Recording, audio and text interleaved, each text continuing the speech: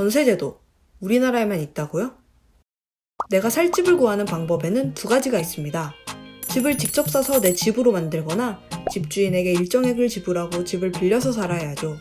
집을 빌려야 하는 순간 목돈을 들여 전세로 살 것인지 다달이 월세를 내고 살 것인지 고민에 빠지게 되는데요.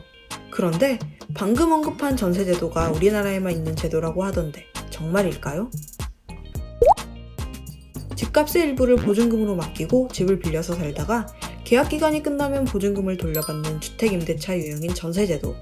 엄밀히 따지면 우리나라에만 있는 제도는 아닙니다. 아주 적긴 하지만 인도나 남미 등 일부 나라에도 전세제도가 있고 그 역사적 뿌리는 기원전 15세기로 거슬러 올라갈 정도로 오래된 계약 형태죠. 그중 남아메리카의 볼리비아가 우리나라의 전세제도와 아주 유사한 제도를 갖고 있는데요. 바로 안티크레티코라 불리는 제도입니다. 월세 없이 보증금만 납부하고 보통 2년간 계약한다는 것이 우리나라의 전세와 비슷하죠. 하지만 세입자도 부가가치세와 등록세를 내야 한다는 점, 집주인이 보증금을 돌려주지 못하면 집의 소유권이 세입자에게 자동으로 넘어간다는 점이 우리나라의 전세와 다릅니다. 자, 그렇다면 우리나라의 전세제도는 언제 어떻게 시작됐을까요? 한국민족문화대백과에 따르면 전세제도는 1876년 강화도 조약 이후 시작된 것으로 보입니다. 당시 부산, 인천, 원산의 항구가 개항하며 일본인 거류지가 생겨났고 농촌 인구가 이동하면서 서울의 인구가 빠르게 늘어난 것이 그 배경입니다.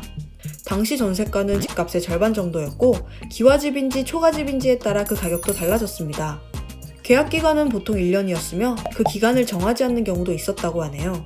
전세제도의 기원이 고려와 조선시대까지 거슬러 올라간다는 얘기도 있지만 이때의 가사전당은 전세라기보다는 집을 담보로 돈을 빌려주는 주택담보대출에 더 가까웠습니다.